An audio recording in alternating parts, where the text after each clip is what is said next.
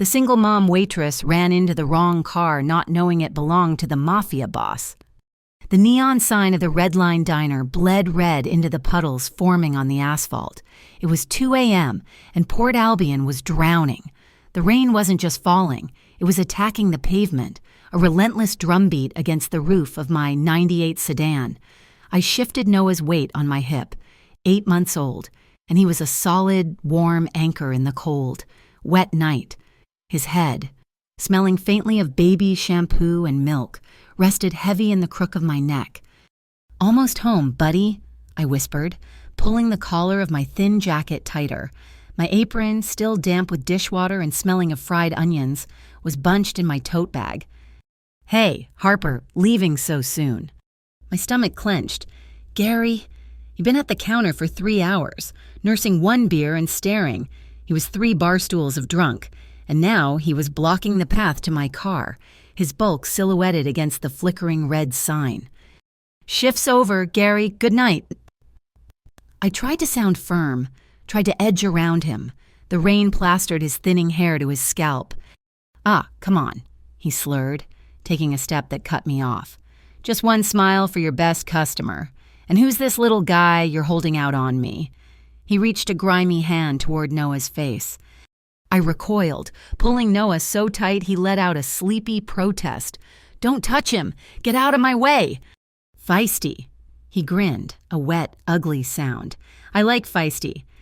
Panic, cold and sharp, cut through my exhaustion. I didn't have time for this. I didn't have the energy.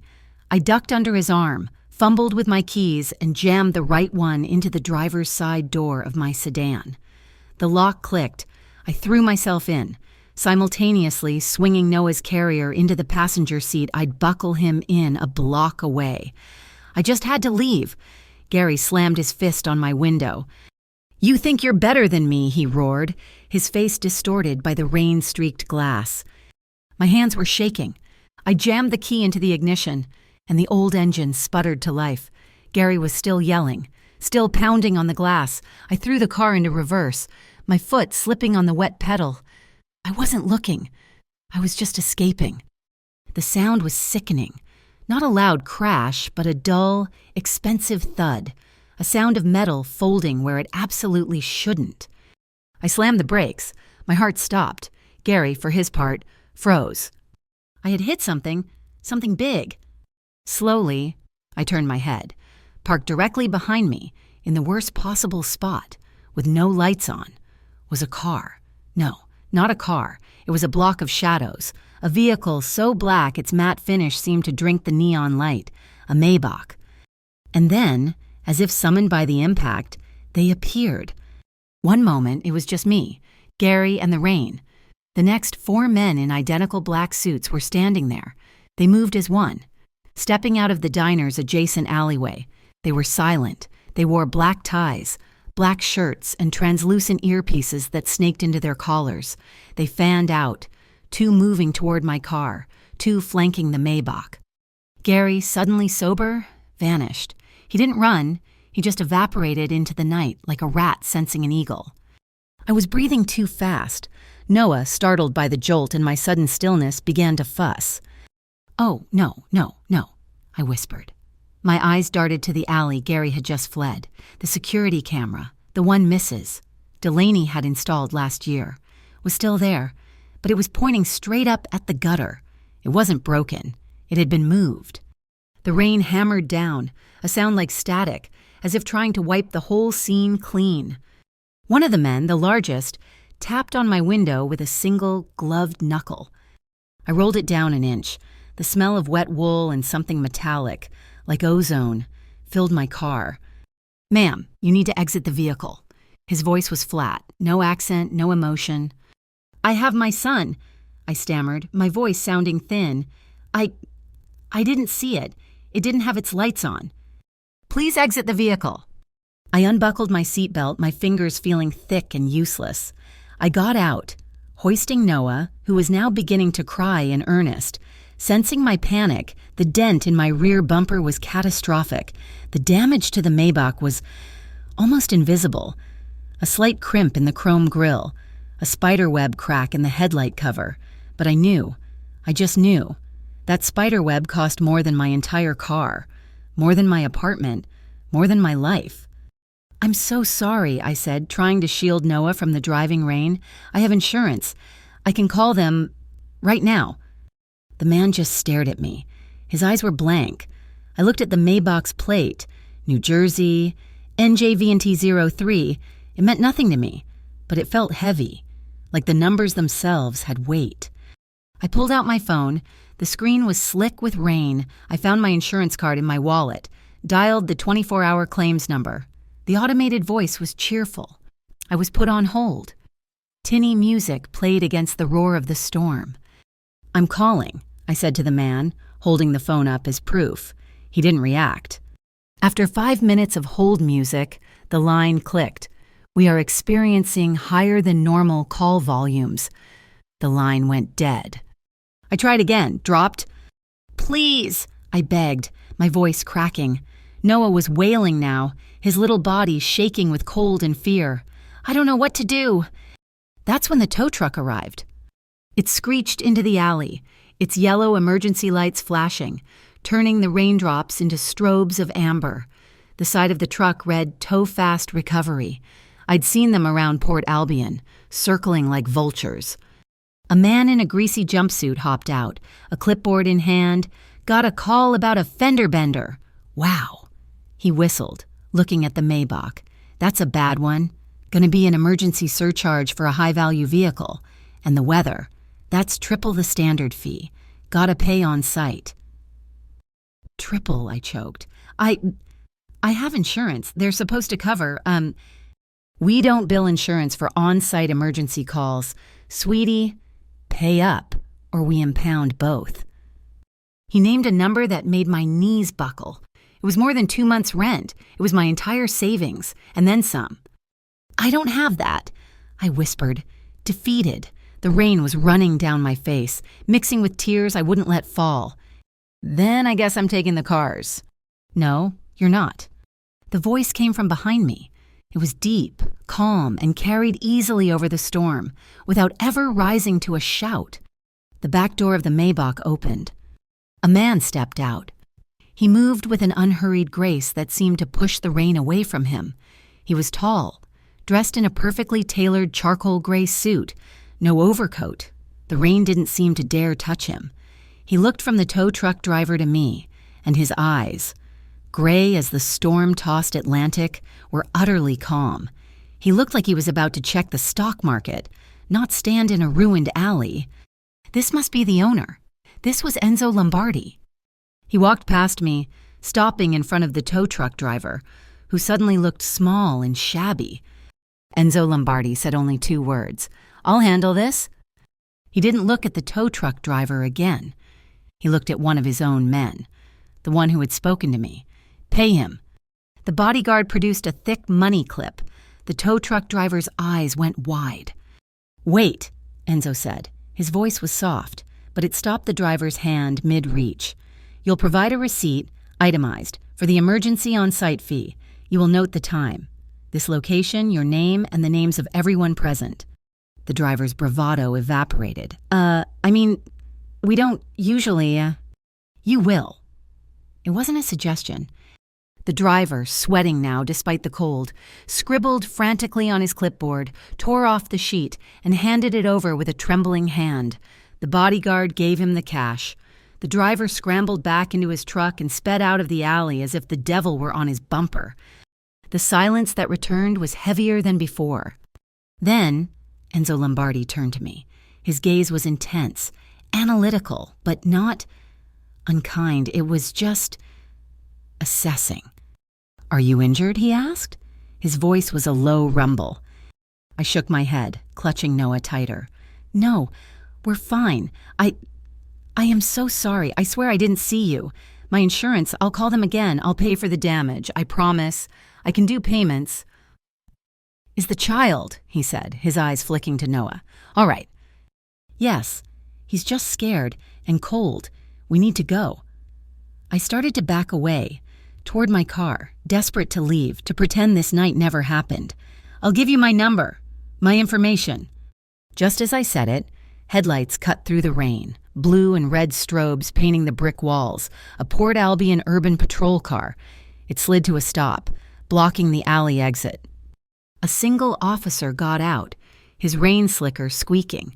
He was older, with a gut that strained his uniform and a mustache that looked pasted on. "Evening, folks," he said, his voice too cheerful. He ignored Enzo completely and walked right to me. "Got a call about a disturbance. Looks like you've had a bit of a prang, miss." He produced a clipboard from under his slicker. "We just need to get a statement. Standard procedure. Just sign here, acknowledging you were the at-fault party, and we can all get out of this rain." He pushed the board toward me. Through the downpour, I could see a small print paragraph above the signature line. My heart hammered. This felt wrong. Shouldn't I read it? "It's just standard," Satz the cop said, his smile tightening. "Says you backed into the other vehicle. Just sign, and you can take the little one home." He was pushing. Too hard. Before I could answer, Enzo Lombardi moved. He didn't step toward the cop. He simply took out his phone. It was thin, black, and looked as severe as he did. He pressed one button. It was a direct dial. "Yes," he said into the phone. The cop, who had been focused on me, finally turned to look at him. Enzo's voice was still quiet, but it seemed to vibrate in the air. "This is Enzo Lombardi. I'm in the service alley behind the Red Line Diner on 2nd. There is an officer here. Badge number." He glanced at the cop's chest. 427, he is attempting to coerce a civilian into signing an inaccurate accident report. Yes, Urban Internal Affairs. I'll hold. The cop's face went white. He looked like he'd swallowed bleach. The rain, the sirens, the entire city seemed to go silent. "Sir," the cop stammered, lowering his clipboard. "Sir, there's no need. It's a simple misunderstanding." Enzo didn't look at him. He just kept his cold, gray eyes on the phone. Then he spoke again. "Yes, he's here now. Thank you." He hung up. He slid the phone back into his suit jacket. The cop took a step back, then another. He didn't say goodbye, and he didn't say anything. He practically ran to his patrol car, jumped in, and sped away, his lights and siren off. The alley was quiet again, save for the rain and Noah's whimpers.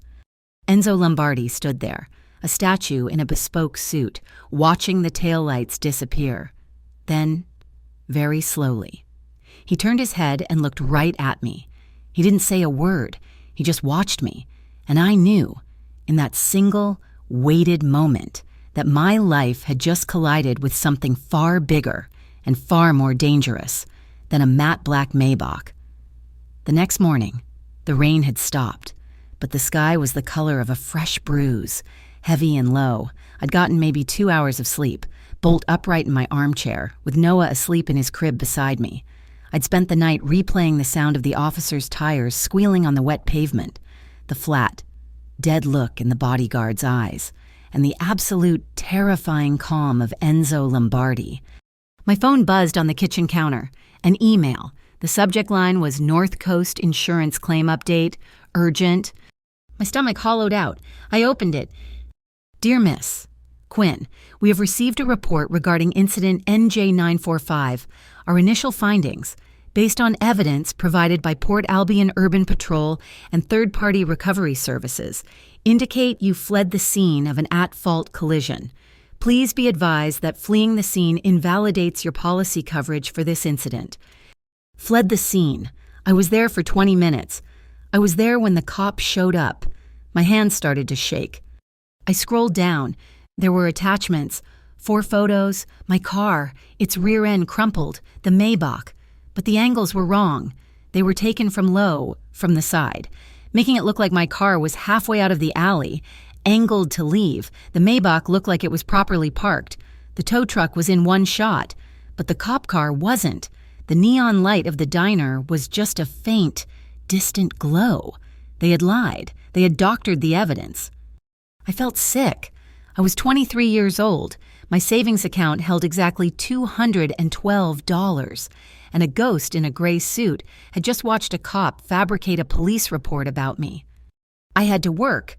I bundled Noah up, dropped him at my neighbor's, paying her with $20 I couldn't spare, and ran the 6 blocks to the Red Line. The moment I pushed through the kitchen door, I knew something was wrong. The morning prep was underway, bacon sizzling, but Mrs. Delaney, my boss, was standing by the walk-in, her arms crossed. She was a tough woman, all grit and hairspray, but she'd always been fair to me. Today, her face was tight. "Harper, my office." My heart sank into my non-slip shoes. I followed her into the tiny, cluttered room. "What's this I hear about you causing trouble in my back alley last night?" she started, not even sitting down. "I got a call, anonymous, 6:30 this morning. Said you were seen arguing with men, that there was a mafia presence at my diner." "A Mrs. D? No, it wasn't like that," I stammered. "A man. He was drunk. He harassed me and Noah. I backed into a car, that's all. The man who owned it. He was just there." "The man who owned it," she said, her voice flat, "apparently made a tow truck driver and a patrol cop disappear. Harper, this is a family place. I can't have—" She sighed, rubbing her temples. "I can't have this kind of heat. I'm cutting your hours. You're off the weekend rotation. I'm putting you on weekday mornings only until this blows over." The weekend rotation. That was my rent. That was Noah's formula. "Mrs. D, please," I whispered. "I didn't do anything. I'm the victim here." "I'm sure you are, honey," she said, her voice softening just a fraction. "But your victim status is costing me business.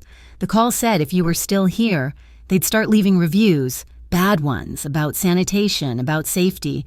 You know I can't survive that. Take the mornings or take a walk. Your choice." I nodded, unable to speak. I walked out, put on my apron, and started slicing tomatoes, my vision blurring. I'd been working for 2 hours, my smile feeling like a cheap mask, when my phone vibrated in my pocket, a blocked number. I ducked into the dry storage closet to answer it. "Harper Quinn," the voice was official. "Clipped." "Yes." "This is Investigator Morales with the Urban Integrity Monitoring Bureau. We need you to come in to provide a statement regarding a collateral incident reported last night. Vehicle identification NJVNT03. How soon can you be at our downtown office?" My blood ran cold. "Urban, what a collateral incident?" "Ma'am, this is not a request. We have an open file. We need your signature." I have my son. I can't just—" "You have until 2 p.m., the voice said, and the line clicked. I slid down the bags of flour, my head in my hands. This was a nightmare. The insurance was canceling me. My boss was cutting my hours, and now some government agency I'd never heard of was summoning me. I was being erased. My phone rang again. Blocked number. I almost didn't answer. "Hello?" I whispered, my voice thick. "Miss Quinn, this is Enzo Lombardi." My breath hitched. His voice was exactly as I remembered, low, calm. A gravel road at midnight. "How did you get my number?" "The same way," he said, ignoring the question. "That North Coast Insurance got an email claiming you fled the scene, the same way your employer received an anonymous call this morning, and the same way the Urban Integrity Monitoring Bureau just summoned you for a 2:00 meeting." I was silent. He knew. He knew all of it. "I am scared," I admitted, the words tasting like ash. "I don't know what's happening." "Yes, you do," he replied, not unkindly. "You backed into the wrong car, or perhaps the right one. The meeting with Investigator Morales is a formality. They intend to have you sign a statement that contradicts the one the officer filed, thereby burying them both in a jurisdictional conflict." "What do I do?" "You will pick up your son. You will be at the Bureau's office at 2 p.m. I will be there as well. I am, after all, the related injured party." He hung up. At 1:55, I walked into the lobby of the Municipal Justice Building. It was all gray marble and fluorescent lights that hummed, designed to make you feel small. I was holding Noah's carrier, my knuckles white. Enzo Lombardi was already there. He wasn't sitting on the hard plastic chairs. He was just standing, observing the room, his gray suit a stark contrast to the drab green walls. He wasn't alone. Beside him stood a woman. She was sharp, dressed in a navy blue suit that was clearly just as expensive as his. Her dark hair was pulled into a severe bun, and she held a slim leather briefcase. "Miss Quinn," Enzo said, his voice quiet. "This is Sarah Valle. She is my counsel." The woman, Sarah, nodded at me. "Miss Quinn, good to meet you. Shall we?" A man in a cheap suit, Investigator Morales, called my name. He led us into a windowless room with a metal table and 4 chairs. "Just you, ma'am," Morales said, trying to stop Enzo and Sarah. "I am the owner of the vehicle," Enzo said, his voice flat. "And she is my counsel. We are both relevant to this collateral incident. We will be present." Morales, who was clearly not paid enough to argue with a man like Enzo Lombardi, swallowed and gestured us in. "This is just a formality," Morales began, pulling a form from a file. "We have conflicting reports. We just need your version and we can close this." He slid a paper toward me. "This just states." "We won't be needing that," Sarah Valle said. She snapped open her briefcase. "We have the only report that matters." She placed a small tablet on the table and turned it on. "This," she said, "is the forward and aft dashcam footage from my client's vehicle. It has been running on a continuous loop for the past 72 hours. The file has been time-stamped and watermarked." She pressed play. The screen lit up. It was the alley. My sedan, the drunk. Gary, pounding on my window. My car lurching back, the dull thud. It was all there. But there was more. The camera's timestamp read 1:47 a.m. "And here," Sarah said, fast-forwarding slightly, timestamp 1:51 a.m. The tow-fast truck appeared, but the footage also showed, from the front-facing camera, the patrol car, Officer 427, he was parked a block down, waiting. He pulled into the alley with the tow truck.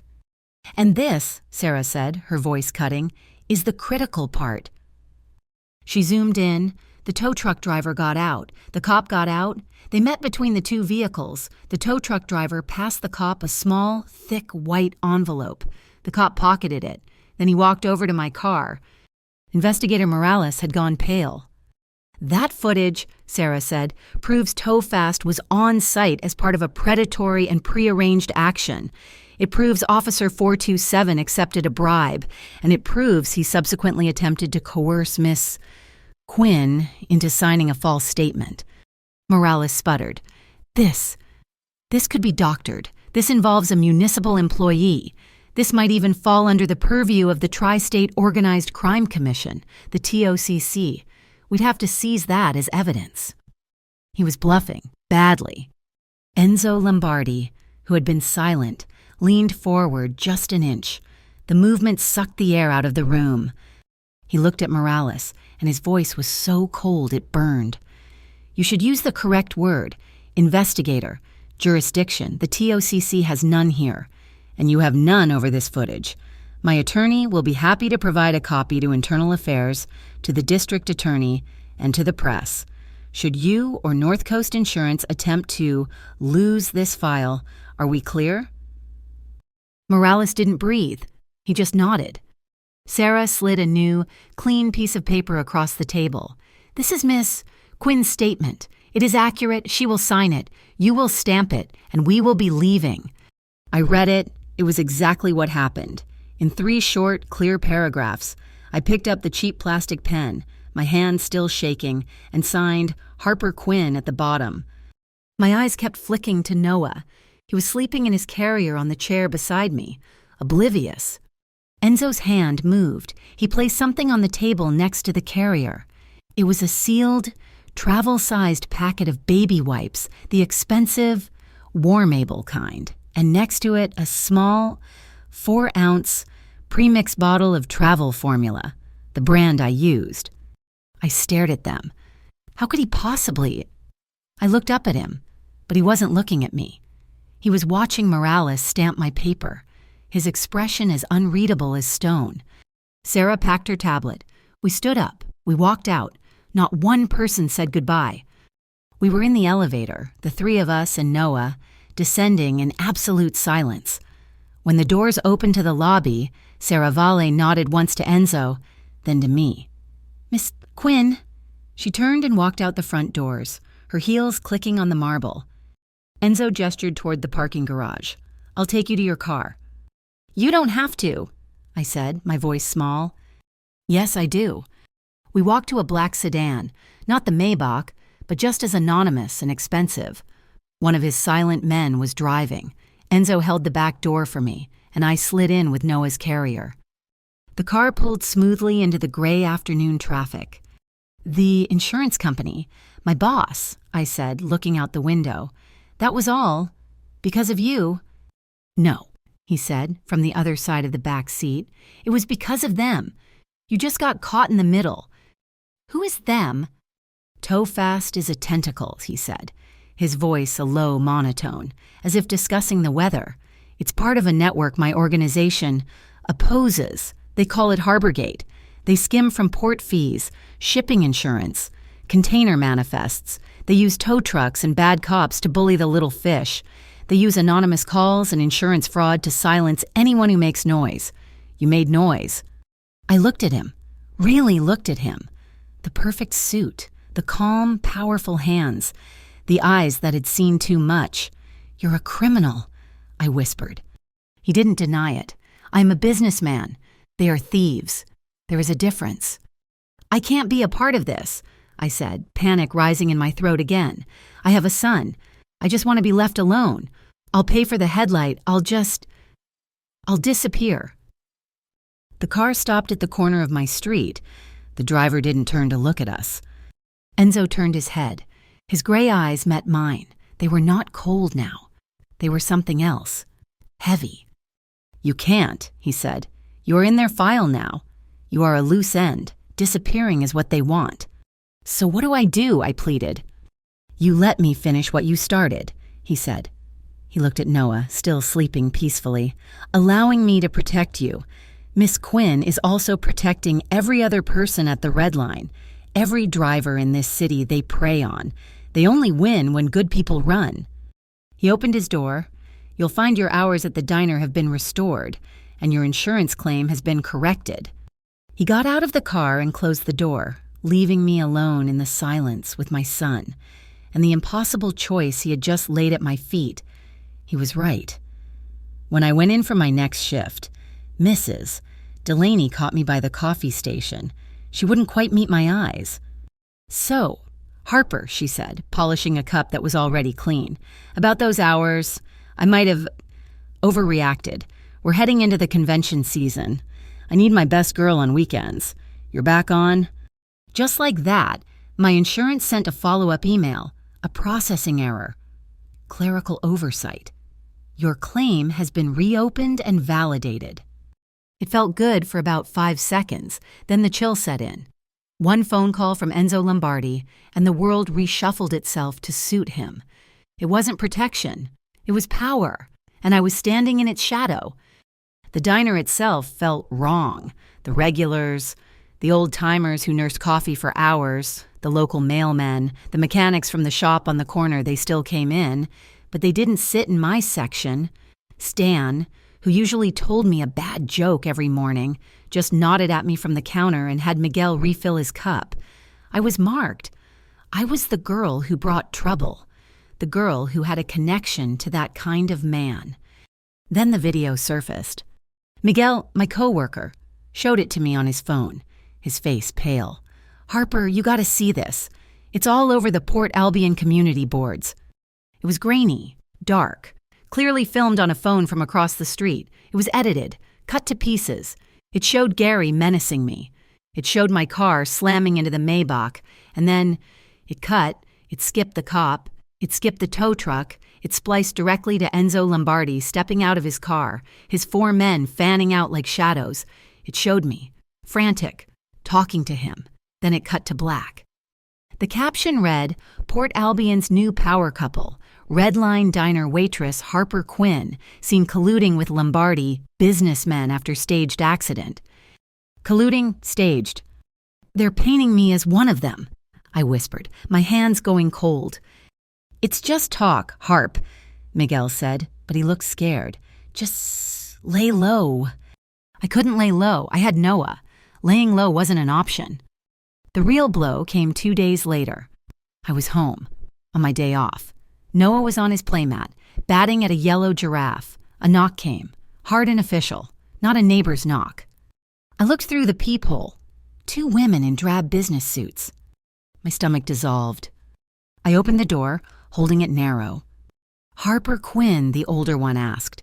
She had a tired face and eyes that had seen everything. The younger one beside her held a clipboard, her expression zealous, eager. "We're from Albion County Child Protective Services. We received an anonymous tip regarding an unsafe living environment." I felt the blood drain from my face. This was it. This was the spot they'd press. Not my car, not my job, my son. "Unsafe," I repeated, my voice hollow. "Come in." They stepped inside. The apartment was small, but it was clean. I was obsessive about it. The dishes were done. Noah's toys were in a basket. But they weren't looking for dirt. They were looking for failure. The younger one, the zealot, walked straight to my kitchen. She opened the refrigerator. "Adequate supply of formula and food." She sounded disappointed. The older one walked to the radiator in the living room. The tip mentioned inconsistent heating. She was right. My radiator was a monster, clanging and hissing, and half the time it was lukewarm at best. My landlord had shrugged me off for months. It's an old building," I stammered. The younger one was at the window. "This window latch is broken. Miss Quinn, the window doesn't lock." I have a complaint in with the landlord. He's supposed to fix it." "And the smoke detector?" the older one asked, looking up. She reached up and pressed the test button on the yellowed plastic disc on my ceiling. "Nothing. The battery was dead. I'd forgotten. I'd meant to get a 9-volt. I saw the younger one make a sharp, satisfied tick on her clipboard. I'll buy a new one today," I said, my voice shaking. "I'll get a battery right now. We'll be back in 48 hours for a follow-up assessment." The older one said. Her eyes were almost kind, which was worse. "Get these items addressed. Miss Quinn, the window lock, the smoke detector, and the heat. We can't have a child in a cold apartment." They left. I closed the door, my knees giving out. I slid to the floor, my back against the cheap wood. They had found my weak point. They weren't just trying to scare me. They were trying to take my son. I didn't call Enzo. I didn't have his number. I didn't even know what I would say. I just sat there, shaking, until Noah started to cry. That evening, another knock, softer this time. I looked through the peephole. It was one of Enzo's men, the huge one from the alley, the one who had first spoken to me. He was standing next to a man in a workman's jumpsuit. I opened the door. "Mr. Lombardi sent us," the bodyguard said. His voice was still flat. "For the locks and the heat." I was too exhausted to argue, too scared to say no. I stepped aside. For an hour, they worked. The bodyguard stood by the door, unmoving, while the workman bled my radiator until it hissed with a steady, glorious warmth. He replaced the broken window latch with a new, heavy-duty one. He didn't just replace the battery in the smoke detector. He installed 3 new units, the expensive kind with 10-year batteries and carbon monoxide sensors. He replaced the flimsy deadbolt on my front door with a high-security steel plate and lock. Just as they were finishing, Enzo arrived. He didn't come in. He stood in the hallway, the threshold. He looked at the new lock, at the warm radiator, at me. His gaze drifted to Noah, who was cooing in his crib, warm and safe. "They won't find that weak spot again," he said, his voice a low rumble in the quiet hall. "They're trying to take him," I whispered, tears I'd been holding back finally burning my eyes. "I know." He kept his distance. He didn't step into my home. He didn't try to comfort me, didn't try to play the hero. He seemed to understand that his presence, his world, was the contamination. He respected the line between his reality and mine, even as he was forced to cross it. He just stood at the door, a guardian at a gate he himself had broken. "Thank you," I said. He nodded once. "The call to CPS was made from a burner phone, untraceable, but it's their move. Now, we make ours." He turned and left. His bodyguard and the workmen followed. I locked the new, heavy bolt, the thunk sounding solid and final. My fear was hardening. It was turning into a cold, quiet anger. They had come into my home. They had threatened my son. The next day, I went back to the diner. Mrs. Delaney mentioned that a few other small businesses, the bakery and the auto shop, had been complaining about tow fast, predatory towing, outrageous emergency fees. I started listening. I started watching. The Red Line is a crossroads. The Port Albion container docks are only 4 blocks south. The big rigs rumble past all night. I started to notice the drivers, the ones who looked nervous, who paid in cash, who always seemed to be meeting someone in the back booth. And I noticed the tow-fast trucks, not just towing, but sitting, parking across the street, just observing. I started taking notes. On the back of guest checks, on spare napkins, blue Kenworth, New Jersey plate 4GT21, arrived 10:30 p.m., driver, blonde beard, Met man in gray hoodie, tow fast truck 04 circled block twice. It was just the mundane details of my shift, but it felt different. It felt like data. I was wiping down the counter after the lunch rush when my phone buzzed. A text from Miguel. He had quit 2 days ago. No notice. Hey, Harper, you okay? I typed back, yeah, what? They found me. Men in suits, not the guy you were with, different ones. Asked about you, about the diner, about the docks. My blood went cold. I told them I saw nothing. Harper, stop. Whatever this is, stop asking questions. They're not playing. I dropped the phone into my apron. He was right, but so was Enzo. Running was what they wanted. That night, Enzo came back. He didn't park in the alley. He parked his black sedan out front, walked in the front door, and took the last booth, the one with the cracked vinyl that watched the whole room and the street.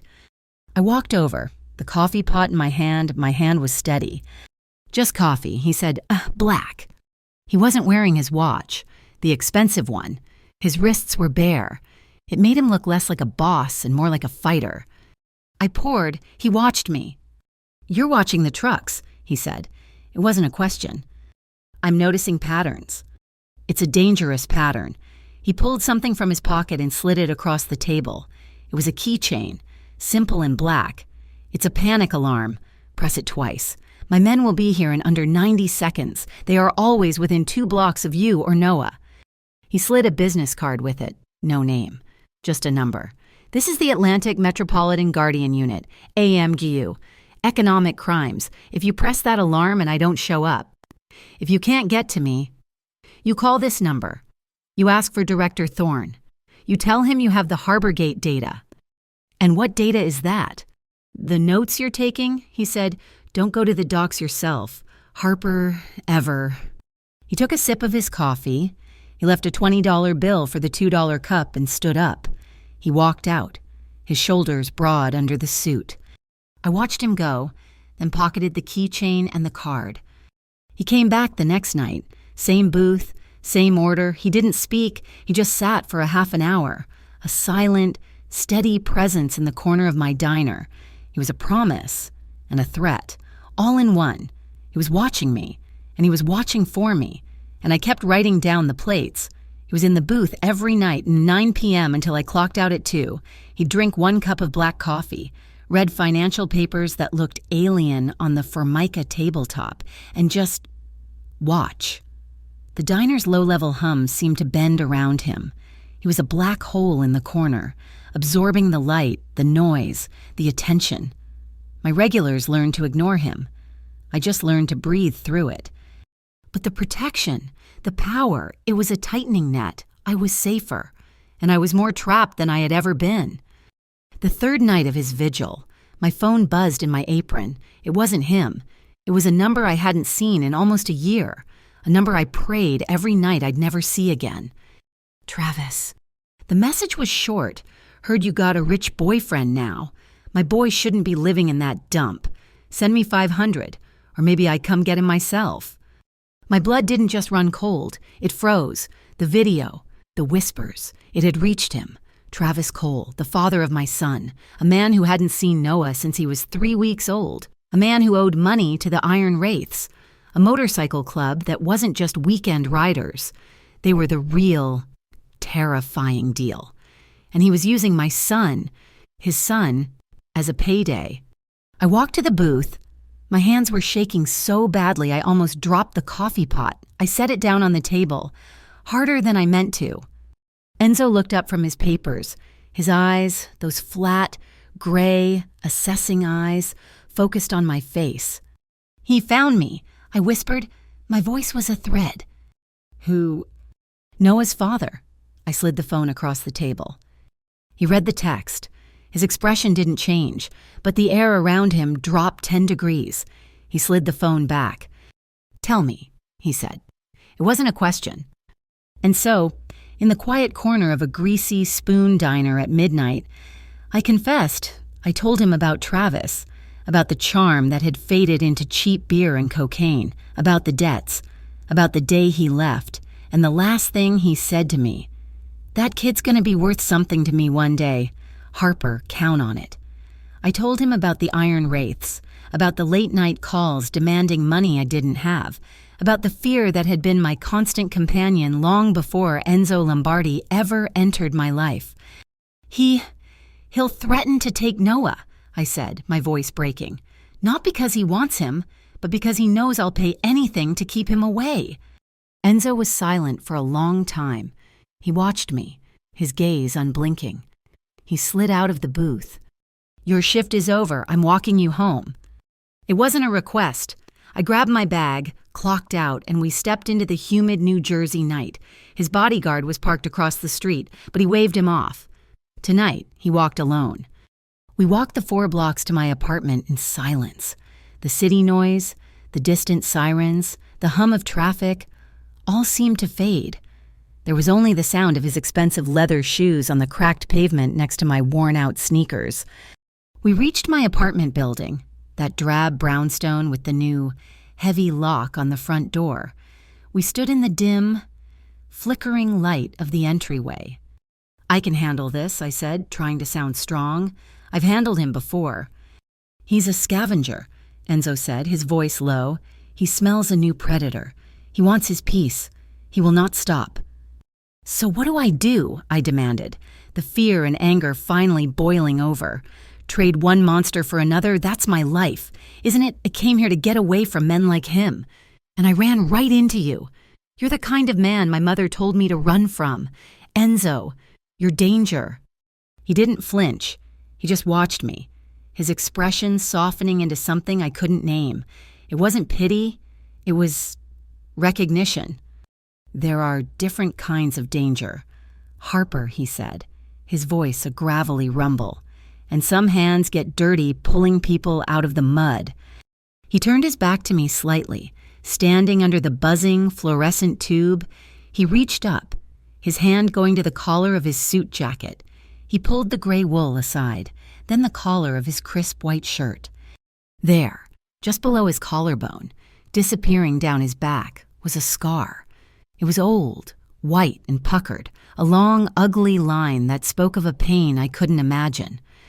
"I was merchandise once," he said, his voice so quiet I had to lean in to hear it. "I was 12 years old. My father's enemies thought I was a good way to negotiate a port contract. I was a weak point. I was a piece of property." He let the shirt fall back into place and turned to face me. His gray eyes were dark now, haunted. His gaze fell to the door of my apartment, to the new lock he had installed. "I know what it is," he said, "to be the thing someone else uses to get what they want." He looked at me, his eyes flicking to the empty baby carrier I held in my hand. "I will not let your son be a weak point." I stared at him. The man who moved in shadows, the man who made cops run, the man who was currently the subject of a viral video. He was just a man with a scar, who understood. I fumbled for my keys and opened the door. "Come in," I said. He hesitated. Just for a second. This was the first time he had been invited past the threshold. He stepped inside. The apartment was warm. Noah was stirring in his crib in the corner. I went to him, picking him up, his solid weight a comfort. Enzo stood by the door, his presence overwhelming the small room. We need rules, I said, turning to face him. Noah nestled against my shoulder. Red rules. He raised an eyebrow. Rule 1, I said, my voice gaining strength. No lies, about the danger. I don't care how bad it is. You don't manage me. You don't protect me from the truth. You tell me. He nodded. Agreed. Rule 2, Noah. He's not a pawn. He's not a chess piece. He's not a way to get to Harbor Gate or a way to get to me. You will never, ever use him. Never, he said. The word was absolute. Rule 3, if I say stop, if I say it's too much and I want out, you let me go. You take your men, your cars, your danger, and you let me and my son disappear. He was quiet for a moment. That, he said, is the one rule I may not be able to keep. Not if letting you go means letting them find you. But I will honor the intent. I will always give you a path. It was the most honest answer I'd ever received. Okay, I breathed. Okay. He saw the laminated immunization card on my kitchen counter, tucked next to a stack of coupons. He walked over to it, but didn't touch it. May I, he asked. I nodded. He picked up the card. He studied it. His eyes scanning the grid of dates and acronyms. He read it for a full minute, his expression intense. Then he placed it back on the counter, exactly as he had found it. His 8-month appointment is next week, he said. He's due for his DTaP, his polio booster, and the 3rd hepatitis B. I just stared at him. He hadn't just glanced. He had read it. He had memorized it.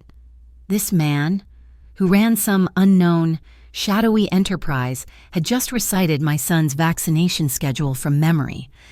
A strange, unfamiliar feeling fluttered in my chest. It wasn't just safety. It was trust. A tiny, fragile seed of it. How did you... I pay attention to the things that matter, he said simply.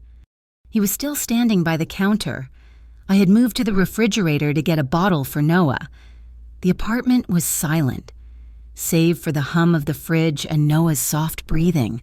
The only light came from the open refrigerator door, a pale, bluish-white glow that cast shadows across Enzo's face. We were close enough that I could smell the clean, sharp scent of his suit, something like winter air and starch, close enough to see the exhaustion in his eyes. What if you disappear? I whispered, the fear from Travis's text bubbling up again. What if you're arrested? Or worse, what happens to us? Then are we just collateral damage in your war? He looked at me, and the distance was gone. He was no longer a mafia boss. He was just a man, standing in a kitchen, in the middle of the night. I will leave a path, he said, his voice rough. For you, for Noah, always. He lifted his hand, slowly. He didn't touch me. His fingers hovered, a bare inch from my cheek, trembling slightly. The space between us was electric, a live wire. I could feel the heat radiating from his skin. My breath caught in my throat. I didn't move. I didn't breathe.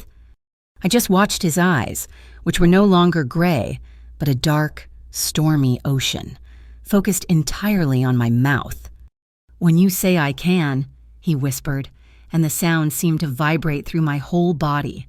I will take a step, not before. He held his hand there for one more heartbeat, a silent, burning question in the air. Then he let it drop to his side. He stepped back, and the spell was broken. Lock the door, he said. He turned and walked out, closing the door softly behind him. I stood there for a long time, listening to his footsteps fade down the hall. I locked the heavy deadbolt, the thunk echoing in the quiet room. My heart was pounding, but for the first time in my life, it wasn't from fear. I was no longer just a waitress. I was a spy. The Red Line Diner became my listening post. My world, once confined to wiping counters and filling coffee cups, now expanded to the complex, greasy ecosystem of the Port Albion docks. I learned to watch. I saw the same drivers, the ones with the haunted, sleepless eyes, park their rigs in the back lot. They always came in alone, always took a booth, and always paid in cash, leaving tips that were too big. They were waiting. And sooner or later, a man in a tow-fast windbreaker would slide in across from them. Envelopes were exchanged. They were never thick envelopes. They were thin. Just a single fold of paper. Instructions. Manifests. I wrote it all down in the back of guest checks. Peterbilt blue, NJ plate 88KL2, driver red beard, jittery, met tow fast 07, envelope passed, 10:14 p.m. And I heard the phrase, over and over, murmured into cheap cell phones. The loop, the South Dock Loop. It was their artery, the route they used, a blind spot between jurisdictions that Harborgate owned. Enzo stopped coming to the diner. His absence was a new kind of presence, a vacuum that made the room feel colder. Instead, one of his silent men would pick me up after my shift. He'd drive me to a sleek, anonymous office building downtown. The first time, I walked into a conference room that overlooked the entire port.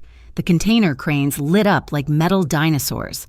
Sarah Valle was there, sharp as glass in a pantsuit, and there was a new man, thin and pale, with restless fingers that never stopped tapping on one of 3 laptops. "This is Jax," Enzo said, nodding to him. Jax didn't look up. He just grunted. "He listens." Jax tapped a key, and a map of the docks filled a massive screen on the wall.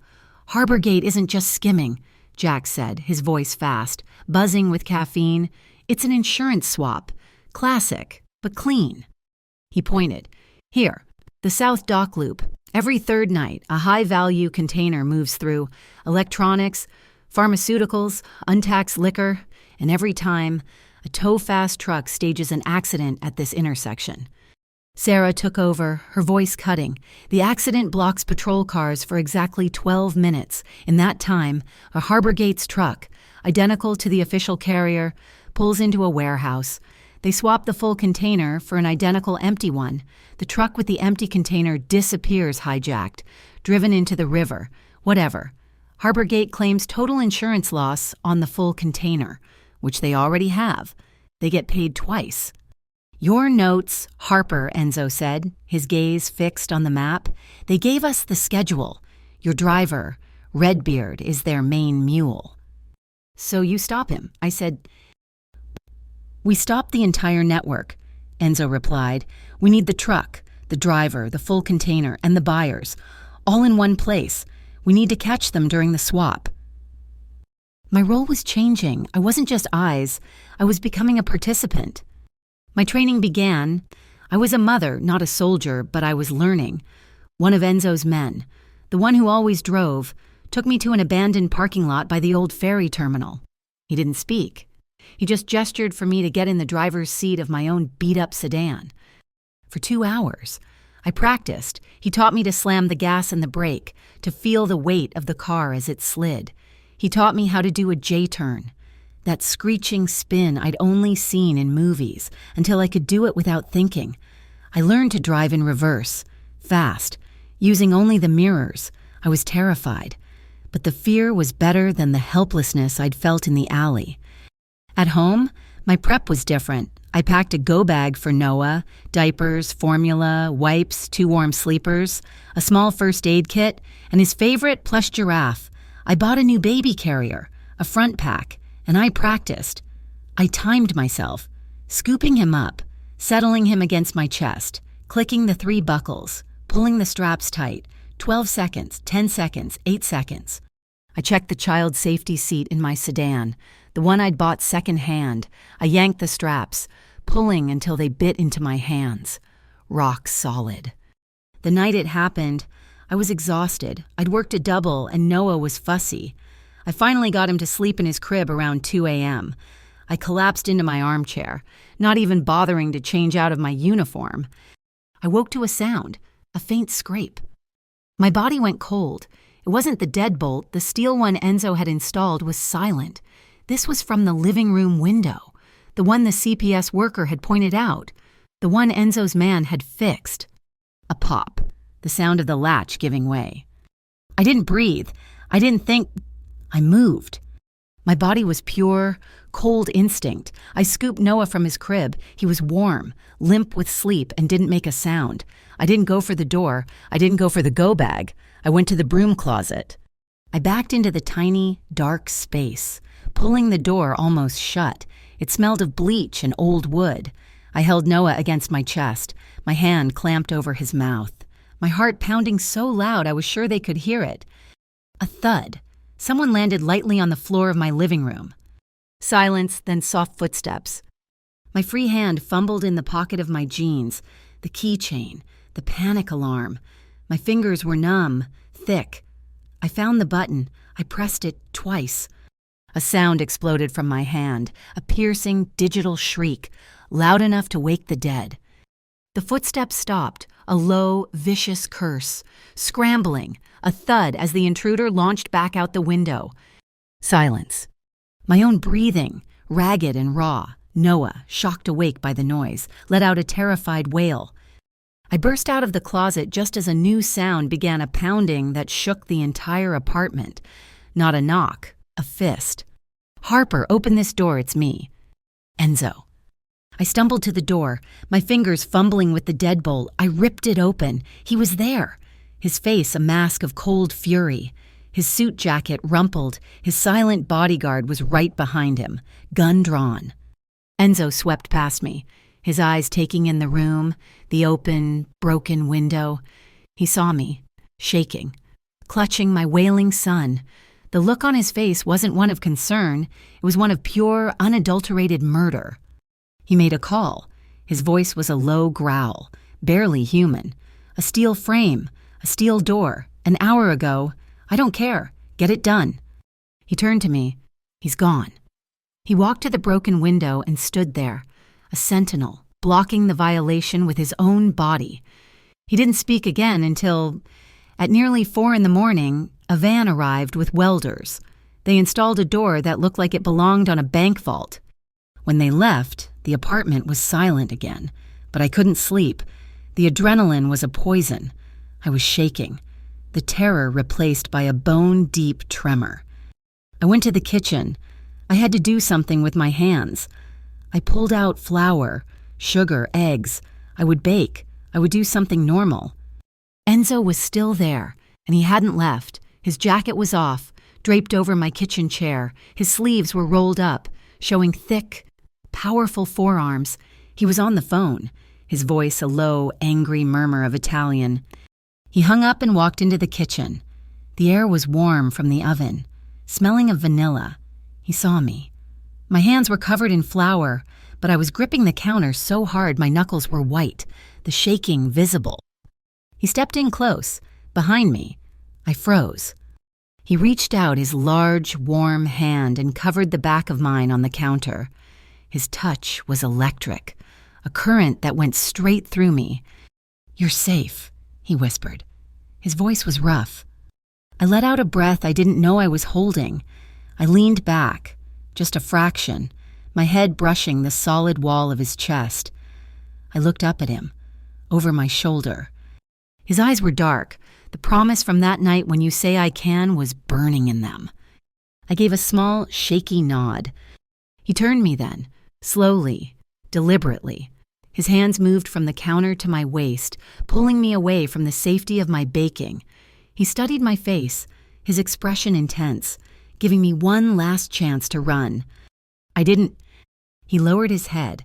The first kiss was slow. It was hesitant. It was not a kiss of passion, but of fact, a statement. It was the taste of dark coffee and starch and something metallic, like power. It was the taste of him. My breath hitched. My shoulders, which had been locked with terror, finally trembled and let go. I sagged against him. My hands, still dusty with flour, came up to grip the front of his shirt, holding on like he was the only solid thing in the world. He responded to my surrender. His arms wrapped around me, pulling me tight against his chest. It was a conscious, deliberate embrace, not gentle, but anchoring. I felt his heart, a steady, powerful drumbeat against my ribs. I was safe. Here, in the arms of the most dangerous man in Port Albion. I was finally, completely safe. He broke the kiss, but only to rest his forehead on mine. His breath was hot.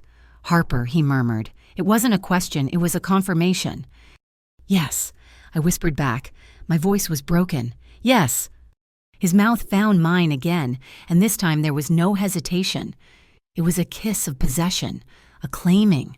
It was a drowning, a wave of heat and control and contained power that swept away the fear, the baking, the diner, everything. I felt a tremor run through his hands as he held my face. We were worlds apart, a waitress and a Don, clinging to each other in a tiny kitchen that smelled like vanilla. He tangled one hand in my hair, tilting my head back. His eyes were closed, his expression one of profound, agonizing focus. He lifted his head, his gaze finding mine, dark and certain.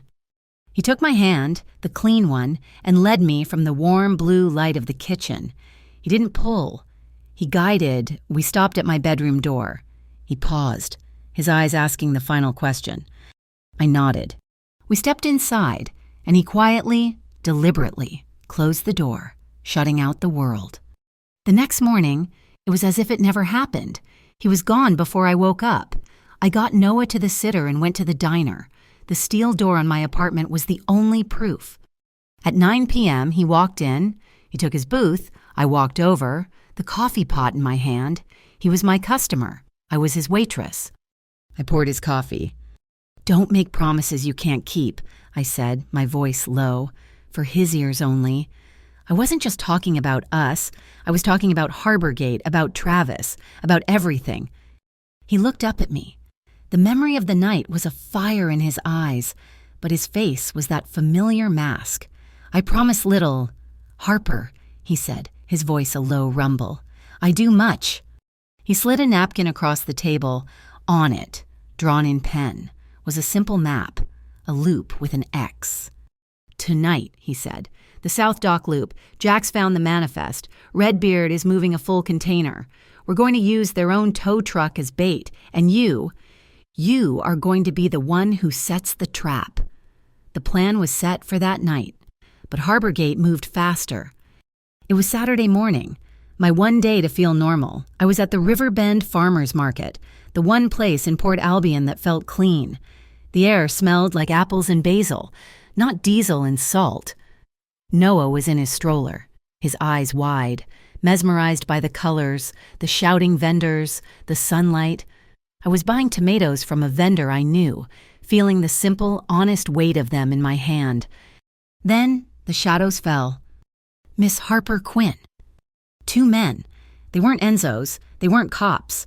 They wore matching windbreakers. Dark blue with no logo. They looked official, but their eyes were wrong. They were dead, like the eyes of the men in the alley.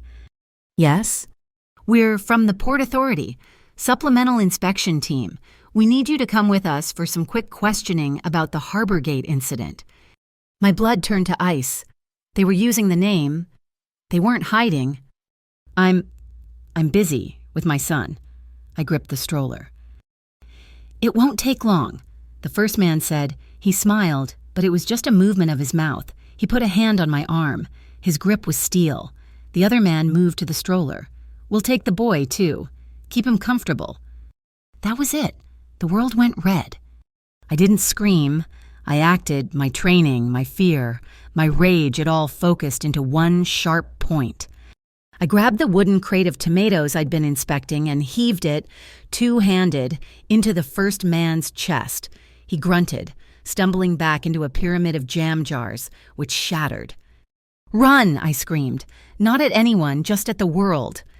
I grabbed the stroller, but the second man had his hand on it.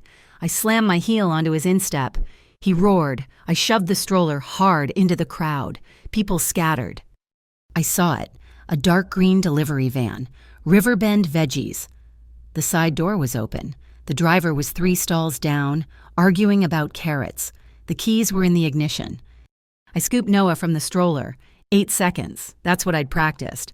I had him in the carrier, strapped to my chest. In 5, I threw my diaper bag onto the passenger seat and vaulted into the driver's side. The engine turned over. The men were shouting, pushing through the crowd. I slammed the van into reverse. Crushing a stall of sunflowers, I threw it into drive. The diaper bag flew open. The small black walkie-talkie Enzo had given me slid out. "For the trap," he'd said. "Keep it on, always." I grabbed it. Enzo, they're here, Riverbend Market. They're... His voice crackled back, calm, cold. He wasn't surprised. "I see you. Drive east, out of the main lot. Now, Harper, there's an alley." I spun the wheel. The van was heavy, unwieldy. The men were scrambling into a black SUV. "They're behind me," I yelled into the radio. "Go past the bakery. Take the right. It's a trash alley. It's narrow." I saw it, an opening between two brick buildings barely wide enough for the van. I didn't slow down. The side mirrors scraped the brick, sending sparks. The screech was deafening.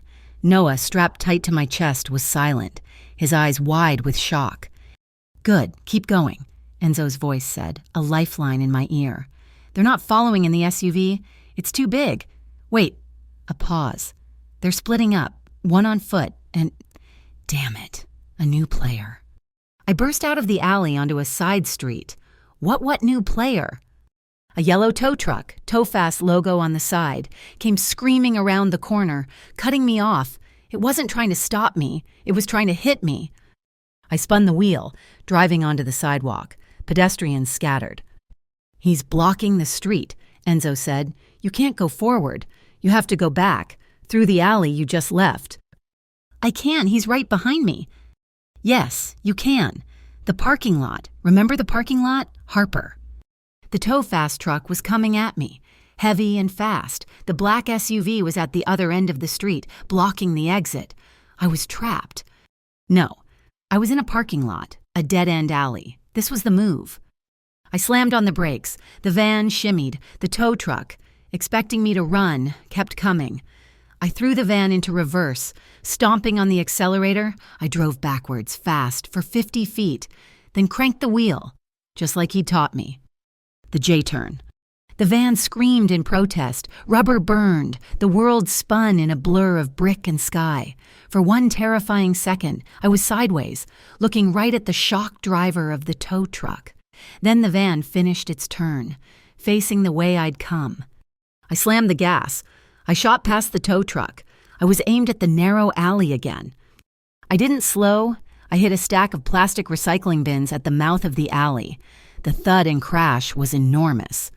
Blue plastic exploded into the air. And then, something amazing. People, residents from the apartments above, vendors from the market, they had seen it. They saw the aggressive tow truck, the logo they all knew, the one that bullied them. Someone threw a bottle. It shattered on the Towfast truck's windshield. A cheer went up. People were throwing trash, produce. The truck, momentarily blinded and pelted, had to stop. It was all I needed. I was through. "Where do I go?" I panted into the radio, my heart trying to beat its way out of my chest. "Go home, Harper. Lock the steel door. Don't open it, for anyone." The line went dead. By the time I got back, my hands were shaking so hard I could barely get the key in the new steel door. I locked it, slid the 6 new deadbolts, and collapsed against it. Noah, finally, began to cry. My phone started to buzz, and buzz, and buzz. The videos were everywhere. Someone had filmed the whole thing. The first one, the one that went viral, was titled, "Crazy Tow Truck Driver Tries to Run Mom and Baby Off-Road." It was filmed from an apartment window. It showed the van, the J-turn, the chase, the crowd pelting the truck. The #HashTowScam was trending in Port Albion. The comments were furious, all on my side. Then, the second video appeared. This one was from a different angle. It was cut, edited. Just like the one in the diner alley, it showed the 2 men in windbreakers approaching me. It cut to me driving. It showed Enzo's bodyguard, who had apparently been watching from across the street, drawing a weapon. It was cut to look like I was the criminal, escaping a port investigation with Mafia help. The caption was, "Harborgate Accomplice #TowScam Cover for Lombardi Getaway." The world was splitting in two. Sarah Valle called me. Her voice was clipped, angry. "AMGU just texted me," she said. "The Real Atlantic Metropolitan Guardian Unit, they said they saw the video. They want conditional cooperation. They want to meet. That's good, right? No, Enzo's voice said. He was on the line. It's a trap. They've been pressured. They don't want to stop Harborgate. They want to stop me. They'll offer you immunity to turn over your notes and testify that I'm running an extortion racket. The walls were closing in. The next day, I called Mrs. Delaney. I can't come in. I'm sick. I know, honey, she said. Her voice was tired. And you can't come in tomorrow either. We're closed indefinitely. What, why? A surprise health inspection, she said, her voice bitter. This morning, at 8 a.m., they found critical violations, things I've never even heard of. Improper grout sealant, non-compliant freezer temperatures. They slapped a condemnation notice on the door. They're trying to ruin me, Harper. Because of you. I hung up, the nausea rising in my throat. I was a plague. The final blow came that afternoon. A knock on my steel door. I looked it through the peephole. My blood evaporated. Travis. He was thin, wired, his eyes darting. He was wearing an Iron Wraith's vest, stained and torn. Harper, I know you're in there. I saw the videos. You're famous, he yelled, pounding on the door. Go away, Travis. Not without my son, he shouted. I got a paper. Harper, from a lawyer. It says I get him. It's called an emergency petition. I printed it myself. He was waving a crumpled piece of paper at the peephole. It looked like something from a bad website. You're high, Travis. Go away, or I'm calling the police. You are the police now. You and your new mafia boyfriend open this door, or I'll kick it down. I want my son. His desperation made him dangerous. He kicked the door. The steel shuddered. Then, a voice from the hallway. That is not a good idea. Enzo. I looked through the peephole. Travis had frozen. He turned. Slowly. Enzo was standing at the end of the hall, by the stairs. He wasn't in a suit. He was in dark jeans and a black Henley. He looked less like a boss and more like a brawler. He was alone. Who the hell are you? Travis spat. I'm the man who owns the door you're kicking, Enzo said, his voice a low, lethal calm. He took a slow step forward. You're him, Travis whispered. Recognition dawning. He tried to puff himself up. I'm here for my son. I got a court order. You have a piece of paper, Enzo said, stopping 10 feet away. He wasn't threatening. He wasn't even angry. He was just a fact. But you're right. This is a matter for the courts. He reached into his pocket, not for a gun, for his phone. Let's go, Enzo said. Right now, you and me. We'll walk to the Albion County Courthouse. It's 6 blocks. We will stand in front of a judge. You will present your emergency petition. And I, he said, taking another step, will present the video of you attempting to kick down this door. I will present your text messages demanding $500, and we will let a judge decide what is best for the child. Travis's face crumpled. The meth-fueled bravado was gone. He was just a pathetic, terrified junkie. He looked at Enzo, who was a wall of absolute certainty. And then he looked at my door. He didn't say a word. He just turned and ran. He clattered down the stairs, and a second later, I heard the front door slam. I leaned my head against the cold steel of my door, my eyes closed. I was safe. He had saved me again. But I saw the truth clearly. Mrs. Delaney, my job, my sanctuary was gone. My name was smeared across the internet, half victim, half villain, and my past, my greatest fear, had just been summoned to my doorstep. This was the price of his protection. Standing next to Enzo Lombardi didn't get you out of the storm. It made you the center of it. He stood in my hallway for a long time after Travis's footsteps faded. The adrenaline was leaving my body, leaving behind a cold, shaky exhaustion. I leaned against the steel, my knuckles white where I gripped the handle. He'll be back, I whispered. No, he won't, Enzo said. He finally moved, walking to my door. He didn't try to come in. He just stood on the other side of the threshold, his presence a solid block of heat in the dingy hall. But others will... He looked tired, for the first time.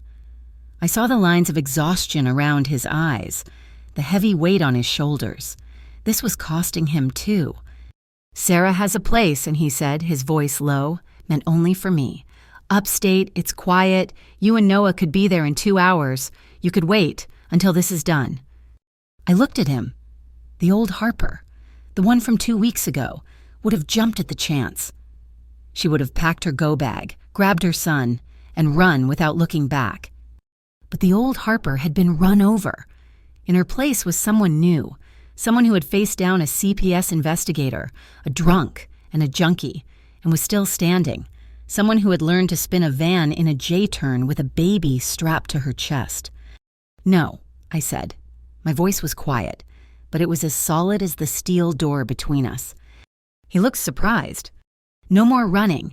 Enzo, I ran from Travis for a year. I've been running my whole life. Now, they've shut down Mrs. Delaney's Diner. They've smeared my name. They tried to take my son, and they tried to run me off the road. I'm done running." I met his gaze. "I'm the one who started this. I'm the one who hit your car. I'm going to be here when it ends." A slow, almost imperceptible smile touched the corner of his mouth. It wasn't a smile of humor. It was one of respect. "They're not just fighting you anymore," he said. "They're fighting us." The word hung in the air between us, us. He nodded, a sharp, decisive gesture. "Then the preparations for tonight are final." Sarah Valle arrived an hour later. She didn't knock. I had been watching for her from the window. She moved with a quick, nervous energy I had never seen in her. She was carrying her slim briefcase, and she looked angry. "The AMGU meeting was a bust," she said, walking straight to my kitchen table without asking. She snapped open the case. "It was worse than a bust. It was a setup." Enzo leaned against the counter, his arms crossed. "Tell me." "It wasn't AMGU. Not really," Sarah said, her words clipped. "The director was there, but so was a man from the Tri-State Organized Crime Commission, a man named Lyle Vescari." Enzo's body went rigid. Every ounce of calm vanished, replaced by a cold, lethal stillness. He didn't speak, but his eyes narrowed. Vescari, Enzo's voice was a low growl. "He's not TOCC, He is now," Sarah cut in. "He's been working a deal. This entire investigation, this cooperation they offered, it's a sham. The TOCC is using Harborgate's own network and AMGU's authority to flush you out. Enzo. They don't want to shut down the port. They want to take it. They're using us to do their dirty work. Once we expose Harborgate, they plan to seize the assets and arrest you, pinning the whole operation on the Lombardi organization. They want to swap one boss for another, and Vescari is their inside man." The room was suffocating. The good guys, the number on the business card he'd given me, the AMGU, they were just another, more powerful set of criminals in suits. There was no one to call. There was no cavalry. We were completely, totally alone. "So," I said, my voice shaking slightly, "we're rats in a trap. If we do nothing, Harborgate and Travis and CPS destroy me. If we fight, we hand the entire port to this TOCC, and they send Enzo to prison." "Precisely," Sarah said. She looked at me, her sharp eyes assessing. "Which is why we are changing the plan." She pulled something from her briefcase. It wasn't a file. It was a simple, cheap USB flash drive, the kind you buy at a drugstore. "Jack's finished," she said, sliding it across the table. It stopped in front of me. "This is everything, the complete container schedule for the next 6 months, the manifests, the bribe payments to the Port Authority, the insurance fraud claims, the TOFAS dispatch logs. It's all tied together." I looked at the small piece of plastic. It was the key to the whole war. "Tonight is the night," Enzo said, his voice pulling me back.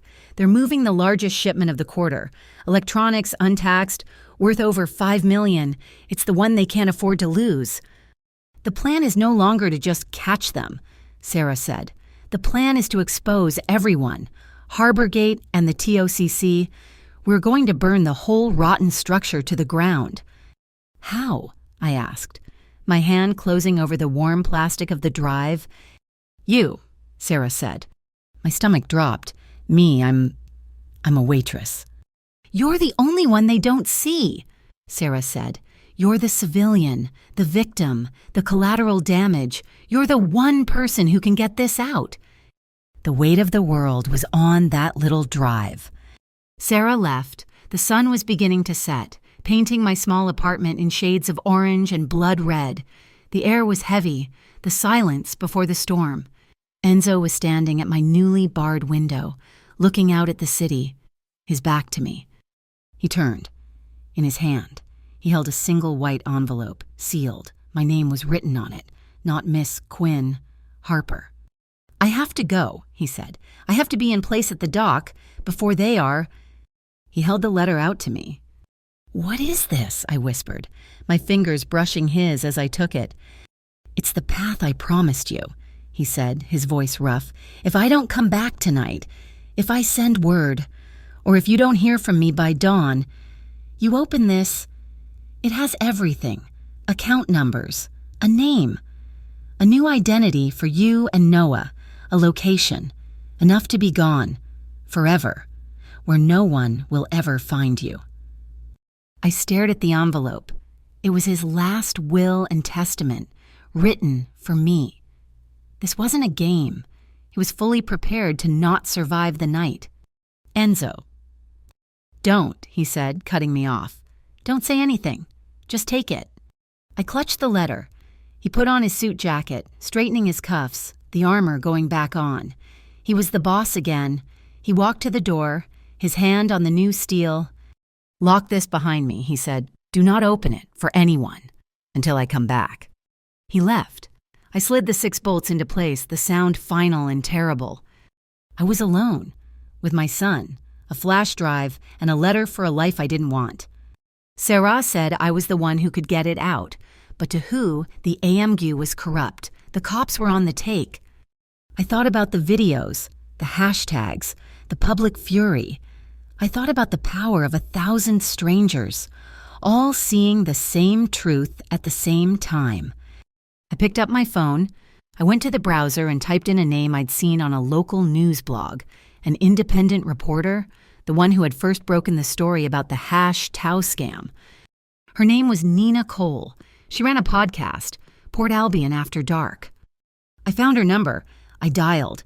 My heart was pounding. "Cole speaking." Her voice was fast, skeptical, and tired. "My name is Harper Quinn," I said. Silence on the other end. Then, "Well, you're the woman of the hour. What can I do for you?" "I have information," I said, my voice steady. "The real story, about Harborgate, about Towfast, about everything. I'm going to send you a secure link to a file, tonight." "Okay," she said, her voice sharpening, intrigued. "I'm listening." "You can't publish it. Not yet. You're my insurance.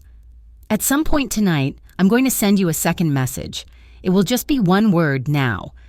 When you get that message, I don't care what time it is. I need you to go live with everything. Post the files, stream the data, read it on your show. Don't let anyone stop you. Can you do that?" Another pause, longer this time. I could hear her typing. "You're putting a hell of a lot of trust in me, Miss Quinn, and a hell of a target on my back." "I know," I said, "but you're the only one left. The good guys are already in on it." "Understood," Nina Cole said. "Send the link. I'll be standing by." I hung up. I had my own insurance now. The night deepened. The city outside was a blanket of distant, indifferent lights. I couldn't sit still. I put Noah in his carrier, strapped him to my chest. I took the flash drive, the letter, and the elevator key, and I went to the roof. The wind was cold up here, high above the streets. It whipped my hair, and it felt clean. The city of Port Albion was spread out before me, a grid of light and shadow, and out in the distance, the black, gaping void of the harbor, punctuated by the giant, skeletal cranes. The roof door opened. It was Enzo. "I thought you'd be here," he said. He wasn't in his suit. He was dressed like he had been when he faced Travis. Dark jeans, boots, a dark Henley, and a heavy canvas jacket. He was ready for a war, not a meeting. "I couldn't breathe in there," I said. He walked over, standing beside me at the ledge. We looked out at the harbor, at the dark patch of water where his fate and mine would be decided. "I need to tell you something," he said, his voice low, almost carried away by the wind. I waited. The Maybach that night in the alley. He still wasn't looking at me. He was watching the docks. It wasn't a coincidence. Harper, it wasn't just parked there by chance. I knew who you were. I knew Tofast had been pressuring you, harassing you. I knew they were leaning on Mrs. Delaney. I had my men park that car there, as a guard dog, to see what they would do. I never thought you would be the one. His voice trailed off. He looked at me, and his eyes were raw. He was begging me not to ask, not to make him say the next part. Not yet. I felt the confession land, heavy and cold, the accident that had started my whole nightmare, the one that had bonded me to him. It had been a setup, not by me, by him. He had put the bait in the alley, and I had been the one to spring the trap. I should have been furious.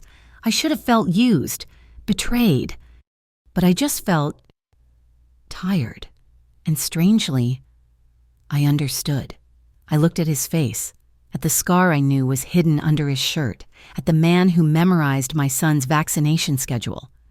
"Then you'd better be ready," I said, my voice as steady as the wind. "You'd better be ready to tell the whole truth when this is over." He let out a breath, his shoulders slumping in relief. He hadn't expected absolution. He had only expected a fight. He nodded. "When it's over." I held out my hand, the one that wasn't holding the letter. He looked at it, then at me. Slowly, he uncrossed his arms and took my hand. His grip was strong, warm, his skin rough against mine. We just stood there, on the roof, high above the city. We didn't speak. We held hands. Two soldiers in the dark, letting the cold night wind bear witness to the promise we had just made. He left. The wind on the roof was the only sound. Cold and desolate, I stood there until my skin was numb, clutching the letter, which felt impossibly heavy. A path. I went back downstairs. The steel door was a comfort, the 6 bolts sliding home like prison bars I had locked from the inside. Noah was sleeping, his face peaceful. He had no idea. I looked at him, and the cold dread was replaced by a familiar, hot resolve. They were not taking him. They were not taking my life. I was ready for the docks. I was ready for the fight. What I was not ready for was the knock. It came at 7 p.m., not a cop's knock, not Travis's frantic, junky pounding. It was a firm, polite, confident rap. My heart stopped. Enzo was already at the docks. His men were supposed to be invisible, 2 blocks away. I looked through the peephole, and my blood turned to water. It was Lyle Vascari, Enzo's second in command, and the man Sarah had named, the man I had seen in the background of Enzo's office, always present, always loyal. He was wearing a dark suit, his face a perfect mask of concern. But he was not alone. Flanking him, standing just out of the peephole's main view, were the 2 CPS women, the zealot and the tired one. This was it. The betrayal wasn't at the docks. It was here. "Harper," Lyle called, his voice smooth. "It's Lyle. Enzo's in trouble. He sent me. We have to move you and Noah right now." He was lying. I could feel the cold, slick poison of the lie through the steel. Enzo was at the docks, but he wasn't in trouble. He was the trouble. This was the enemy. "Just a minute," I called, my voice high and false. I backed away from the door. My hand went to my phone. Not to Enzo. He was blind. I went to the text chain I shared with Mrs. Delaney and my neighbor from apartment 3B, a chain we had set up after Travis. My fingers, numb and shaking, typed the 2 words we had agreed on. Cold order. It meant call the police. It meant emergency. It meant get everyone. I hit send. I turned back to the door. "Lyle, I don't understand," I said, stalling, my hand on the first deadbolt. "There's no time. Harper?" he called, his voice hardening. "He was ambushed. Harbor Gate. It's a mess. I'm his proxy. I'm getting you to safety. Open the door." He was good. He was using Enzo's own protection as a weapon. "I can't, not unless—" The women pushed forward. "Miss Quinn, we have an emergency removal order from the Albion Municipal Court," the zealot said, her voice sharp. "Your association with Enzo Lombardi has placed this child in immediate, mortal danger. We are taking custody. Open this door, or we will have it removed." Lyle put his hand on the knob, as if expecting me to open it. "It's for your own good. Harper, give me the boy, and give me the data. Enzo told me you had it. I'm the only one who can protect you now. I made a deal. Your life for the port." He said it. He admitted it. I didn't answer, because just then, the first buzzer rang, my neighbor, then the second, the old man in 3B, then every buzzer in the building, a frantic, dissonant alarm. Lyle recoiled from the door. "What the hell is that?" "What's going on?" a voice yelled from the hallway. "My neighbor, Maria, banging on her own door. Harper, you okay?" "There's men in the hall," yelled Mr. Petrov from 3B. The hallway, in the space of 10 seconds, was full, just as I knew it would be. Mrs. Delaney, who lived 3 blocks over, must have made the calls the second she got my text. "Get out in the hall. Film everything." I unlocked the deadbolts as I opened the door. The light from the hall was blinding. Lyle Vescari was standing there, his hand raised to knock again. The 2 CPS women were behind him, their order in hand, and surrounding them, in a half circle, were 6 of my neighbors, all holding phones, all recording. Lyle Vescari, Enzo Lombardi's most trusted lieutenant, was exposed, caught in the act, red-handed, trying to strong-arm a single mother flanked by fake government agents. His face was a mask of pure, stunned fury. "What is this?" he snarled, looking at the neighbors. "This is official business. Get back in your apartments." "You're that guy," Mr. Petrov said, his phone steady. "You're Lombardi's man. I seen you in that video. What are you doing here? You harassing this girl." "This is a protective custody action," Lyle tried, but his voice was strained. "Then where's your badge?" Maria called out. It was in that exact moment of chaos that the elevator doors slid open. Enzo. He stepped out, not in his dock worker clothes, but in the suit. He must have turned back the second he got word. He was flanked by his own men, the real ones. He saw the scene. His eyes went from the neighbors to me, to the CPS women, and then they landed on Lyle. The hallway went dead silent. The only sound was the hum of the phones recording. I had never, ever seen the look on Enzo's face. It was not anger. It was not hatred. It was a cold, profound, and terrible void. It was the look of a man watching his own world burn. "Lyle," Enzo said. His voice was a whisper, but it cut through the entire building. Lyle Vescari, for the first time, looked terrified. He tried to recover. "Enzo, thank God, I got your message. I was securing the assets. These women, they're Harborgate. They came to grab her. I stopped them." It was a pathetic, desperate lie. Enzo just looked at him. He knew. "My message," Enzo said, taking one slow step forward. "My message said, wait for my signal. It didn't say bring fake CPS agents to steal my son." "Enzo, you're confused," Lyle stammered, backing away, but he was blocked by the crowd. "I don't think I am." Enzo looked at me. "Are you all right?" I stepped out into the hallway, holding Noah tight. I didn't look at Lyle. I didn't look at Enzo. I looked at the 2 women. I held my hand out. "The order," I said, my voice loud and clear for the cameras. "The emergency removal order. I want to see it." The zealot, trembling, handed it to me. I held it up to the light. "This is a very good fake. The paper is almost right, but you forgot the raised seal. From the Albion Municipal Court." I ran my thumb over the flat, photocopied signature. "Every judge's order has a raised seal. This one doesn't. You are not from CPS. You are committing a felony." The 2 women turned white. "Sarah," Enzo said. Sarah Vale, who had been behind him, stepped forward. Her phone was in her hand. "It's too late. I've already filed an emergency public grievance with the Citizens Trust Bureau, citing harassment, impersonating a government official, and attempted abduction. The file number is public, and it names both of you and you, Lyle. The trap had closed. Lyle Viscari knew it was over, and he looked at Enzo, and he looked at me, his face contorted with a lifetime of resentment. You chose her, he spat at Enzo. A waitress over the family over me. He didn't wait for an answer. He shoved Mr. Petrov, sending him reeling. He pushed through the crowd, his men the ones loyal to him forming a wedge, and he ran for the stairs. He's running, I said, the words catching in my throat. He's running to the dock, Enzo said, his eyes black. He's going to try and take the shipment himself. Finish the deal with Harborgate. It's all he has left. He turned to me. The hallway was still full of people.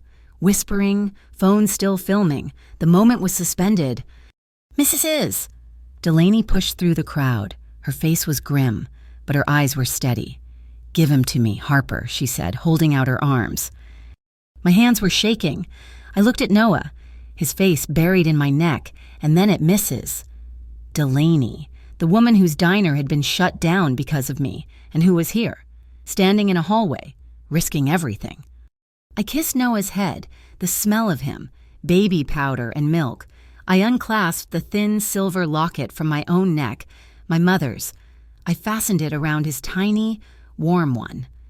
Mommy will be right back, I whispered. I handed my son over. Mrs.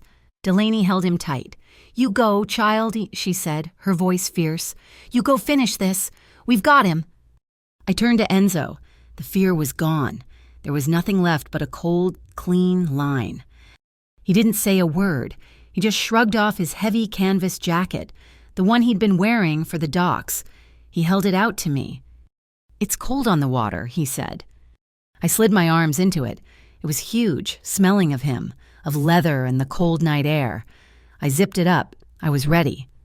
He looked at me, his gaze so long, so heavy, it felt like a physical touch. It was a look that said goodbye, and I love you, and I might get you killed, all in one. Let's go, I said. The drive to the South Dock was silent, a funeral procession for a war that hadn't yet begun. I was cocooned in Enzo's jacket, the canvas stiff and smelling of the cold night air and him. The heavy steel of the walkie-talkie was in my pocket, the USB drive in the other. His wounded, silent men drove the black sedan, their faces carved from granite. We didn't speak until the car stopped, headlights off, in the shadow of a mountain of rusted shipping containers. Through the fog, I could see the docks. It wasn't a plate, it was a machine, a city of metal skeletons, groaning in the wet salt air. The giant cranes moved in the mist, shrieking like iron beasts. Enzo turned to me. The dim green light of the dashboard lit his face. He looked exhausted. You know, he said, his voice a low rumble, the Maybach, that night. I waited. The confession I'd seen on the roof was coming. I knew Harborgate was leaning on the diner. I knew they were harassing the staff. I knew they were harassing you, Lyle. He stopped, his jaw working. He was supposed to be handling the port, and he let it happen. He was letting them rot the family from the inside. So you parked the car, I said, not a question. I parked the car, he admitted, his voice rough. It was a test. For him, I wanted to see if Lyle would use an incident at the diner to make a move, to show his hand. I had men watching the alley to protect the staff, to protect you. He finally looked at me, his eyes dark with a pain I recognized. I just never, in 1,000 years, thought you would be the one to hit it. When you did, you accelerated everything. You weren't the bait. Harper, you were the catalyst, and Lyle, he's been trying to clean up his mistake ever since, by burying you. I should have been furious. I should have felt like a pawn, but I just felt the last piece of the puzzle click into place. The universe hadn't thrown me at him. He had, in his own way, been trying to shield me, and we had collided in the dark. You chose my diner's back alley as your stage. Enzo, I said, My voice as cold and clear as the fog. "Now you'd better choose the right ending." He nodded once. The pact sealed. "Get in the van. It's 2 rows over. Don't move until Jax gives the word. Sarah is on the line with Nina Cole. They're ready. When it's time, you block the exit. That's all. Just block the exit." I got out. The van was an old, beat-up delivery model. The keys in the ignition just as he'd said. I climbed in.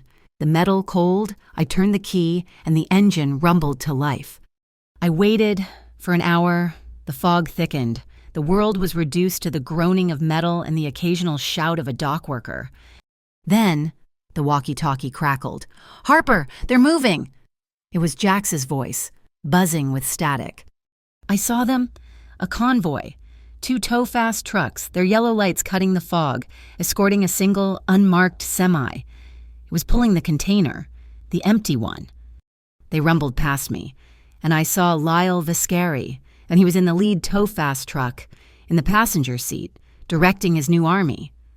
"Enzo, he's in the truck," I whispered into the radio. "I see him," Enzo's voice came back, dead calm. He stepped out of the fog, onto the main pier, directly in the path of the convoy. He was alone. A single dark figure against the massive, shifting cranes. The truck stopped. Lyle got out. He was smiling. "Enzo, you came to see me off. How loyal. As you can see, the plan is proceeding." "Your plan, Lyle," Enzo said, his voice carrying on the wind. "Not the family's." "The family is dead, old man," Lyle shouted, his voice cracking with resentment. "It's a new world, and I just inherited it." "Sarah now," Enzo said, not to Lyle, but to the air. Sarah's voice came over my walkie. "Nina Cole is live. We are streaming, audio and video, from 3 different angles. The world is watching." Lyle's smile wavered. "A podcast. You're bringing a podcast to a street fight," he laughed. "It doesn't matter. My new partners are already on their way. My TOCC signal went out 10 minutes ago." On cue, headlights flooded the far end of the dock. Not patrol cars, black sedans, the men in windbreakers, the fake public order team. "Harper, now!" Jax yelled. "Block the exit, go!" I slammed the van into gear. I spun the wheel, shooting out from between the containers. I floored it, the van's engine screaming. I skidded sideways, blocking the entire 2-lane exit from the pier. I was the plug in the bottle. "Jax," Enzo's voice crackled. "The thermals."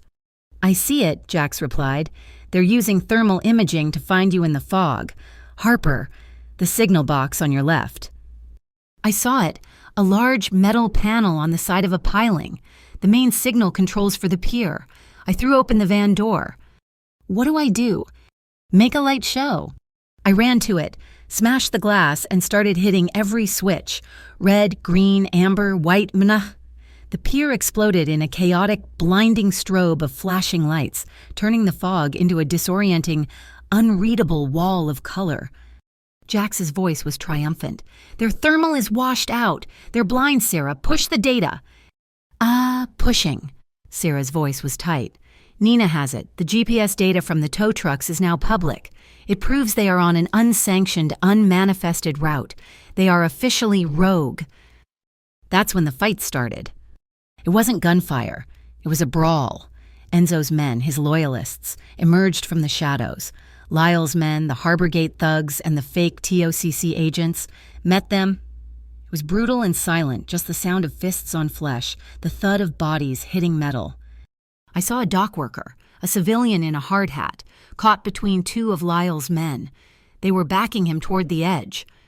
Enzo saw it. He left the man he was fighting and charged, a low roar in his throat.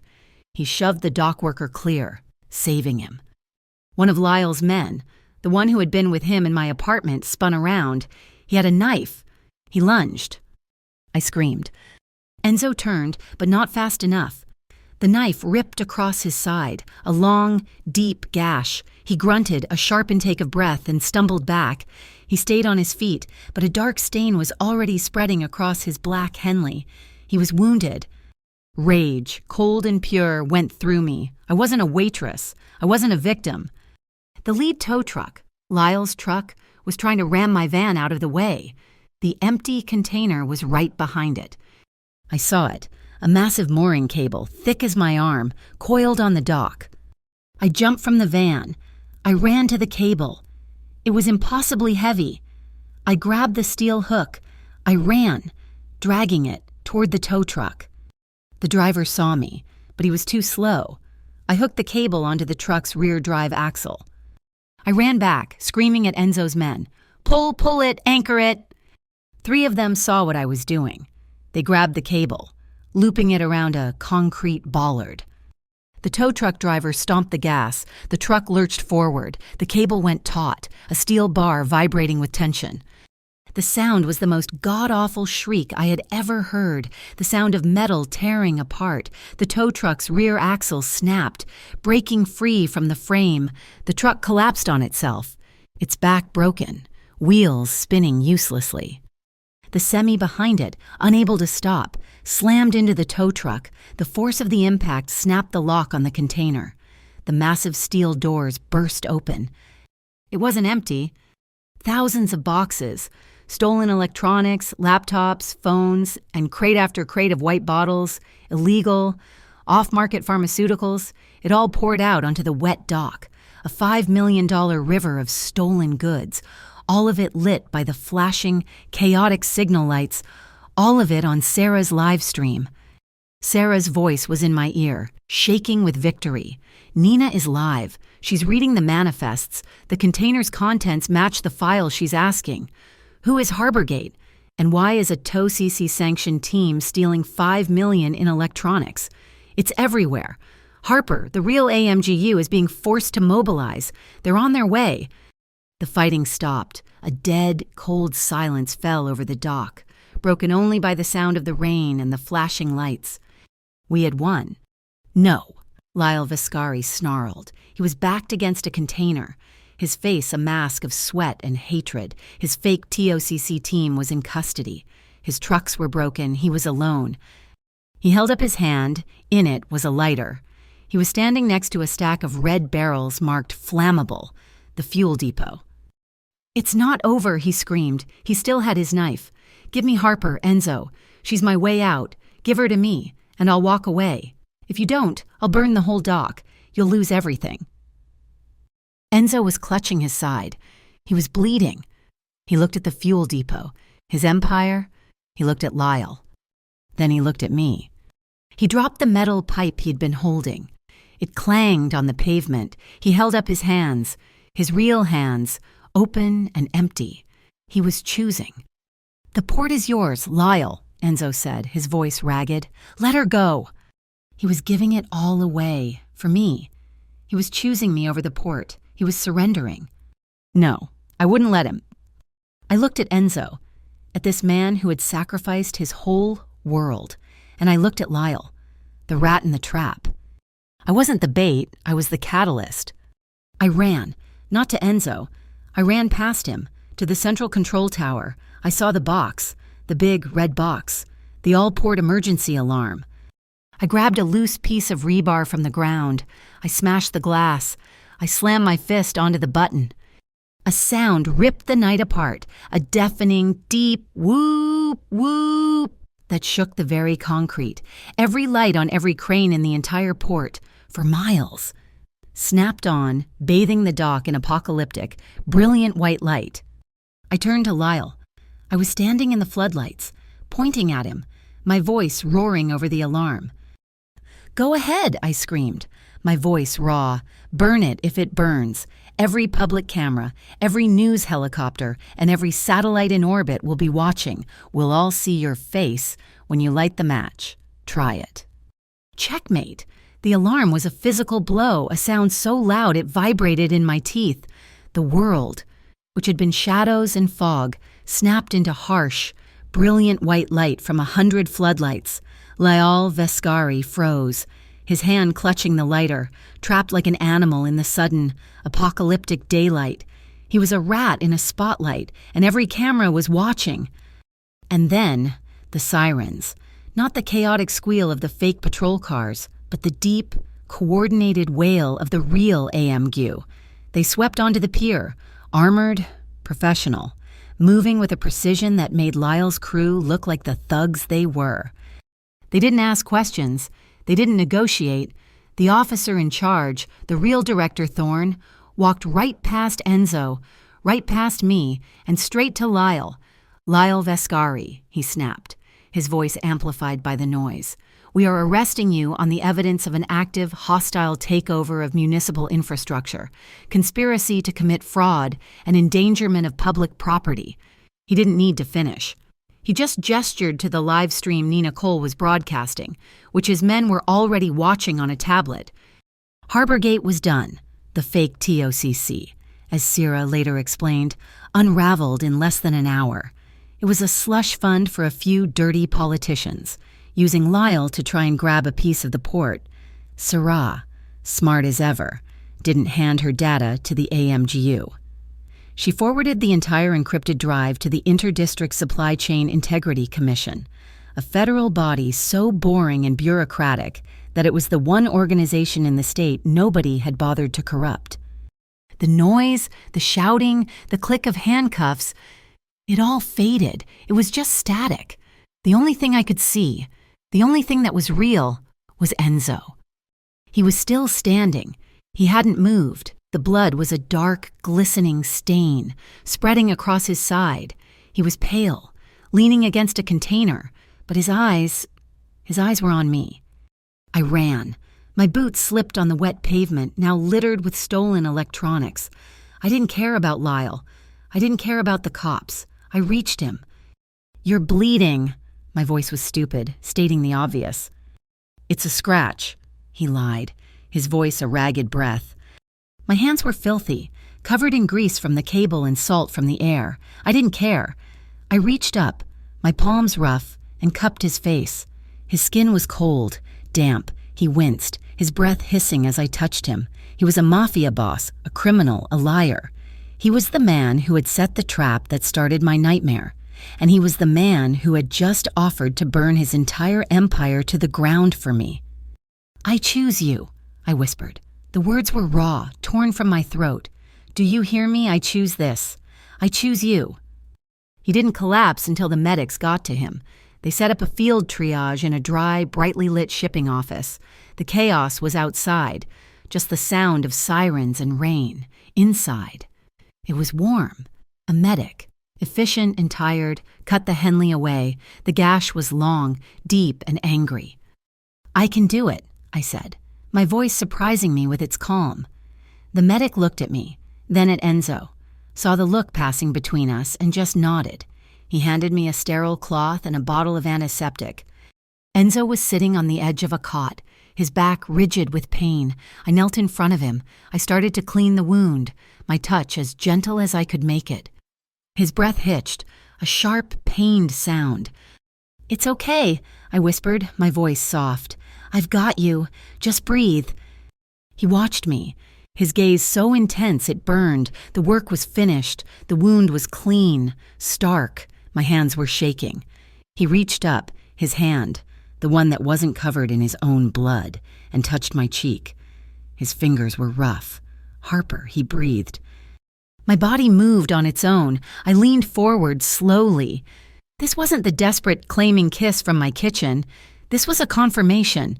I kissed him soft, tentative. His lips were chapped, tasting of salt and metal. He didn't grab me. He just accepted. I pulled back, just an inch. "Is this okay?" I whispered. His eyes closed, and he gave a single, pained nod. He was consenting. He was yielding. I kissed him again, deeper this time. His other hand came up, splaying across my back, not pulling, just holding, anchoring. My heavy jacket, his jacket, slid from my shoulders, pooling at my waist. I felt his muscles tense under my touch. His breathing quickened, matching mine. It was a slow, quiet surrender, a promise made in the silence of a field hospital. His hand slid from my back to my waist, his thumb brushing my skin under my shirt. I inhaled sharply, and he paused, waiting. I nodded, a silent yes, and leaned into his touch. He held me, his forehead resting against mine. We stayed there, breathing each other in, and the world outside, with its sirens and its flashing lights, disappeared. The next morning, the sun rose. It actually rose, as if the world hadn't ended. Enzo, stitched and bandaged, held a press conference. I stood at the back, unseen. He didn't just announce the end of Harborgate, he announced the end of the Lombardi organization as it had been. He was dissolving the gray parts, the shadows. He was moving his assets, every dollar earned from the docks, into a new foundation. The Port Albion Green Docks Fund. He named its purpose affordable childcare for port workers, new safety protocols, and job training. And then he named the co-chair me. The world fell into place. Travis went to court. The judge took one look at the fraudulent, self-printed petition, listened to the testimony from my neighbors, and threw the book at him. I was granted full custody. Travis was penalized for filing a false document and ordered into a mandatory 6-month rehab program, followed by community service. He was gone. The Red Line Diner reopened. Mrs. Delaney used the insurance money from the shutdown to renovate. It wasn't just a diner anymore. It was a hub, a thank you from the Green Docks Fund paid for a new play corner for kids. A job board went up by the door, and on the wall, where the specials used to be, was a framed collage of photos, my J-turn in the van, the neighbors in the hallway, the broken tow truck, Mrs. Delaney called it the wall of tow-fast stoppers. It was our scar, and we were proud of it. Enzo didn't propose. There was no ring. There was no bended knee. It wouldn't have been us. He came to the Red Line, late, just as I was wiping down the counter for closing. The neon sign was buzzing, a familiar, comforting sound. He slid into the last booth, the one that was now his. He didn't order coffee. He just placed something on the table, a small, black keychain, a new panic alarm. I looked at it. I looked at him. "You protect yourself, Harper," he said, his voice low, "with or without me. That's the promise." I smiled. I picked up the alarm, then slid into the booth across from him. I put my hand over his on the table. His skin was warm. "And you're protected, too. Enzo, with me." That weekend, I went to my car, my old beaten-up sedan. Its bumper still crumpled from that first night. I had a small sticker in my hand. I peeled off the back and pressed it onto the chrome. It was simple. It just read, "Wrong car. Right fate." I heard him walk up behind me. I turned. He was holding Noah. My son, safe, healthy, giggling, reached for me. I stepped into their embrace. Enzo's arms wrapped around both of us, pulling us tight. We stood there, a family, in the middle of the same parking lot, under the same neon sign, but it wasn't red and bleeding anymore. It was just warm. Later that night, after Noah was asleep, I found the letter, the one he'd given me. "If I don't come back," my hand trembled. I had to know. I tore open the seal. It wasn't a getaway plan. There were no fake names, no offshore account numbers. It was a list. A list of the 3 best preschools in Port Albion, with notes on their security and curriculum, a list of pediatricians, a list of contacts for a new apartment in a safer neighborhood, and at the bottom, a clipped brochure, free self-defense and defensive driving courses for women, sponsored by the Port Albion Green Docks Fund. It was never a goodbye. It was a future. He'd been planning for us to live, not just to run. Thank you so much for listening to this story. I'm curious. Where in the world are you tuning in from? Let me know in the comments below so we can connect, and please share your thoughts on Harper and Enzo's journey. If you enjoyed this, please subscribe to Mafia Boss Stories, like this video, and give it an extra boost by hitting that hype button so this story can be heard by more people.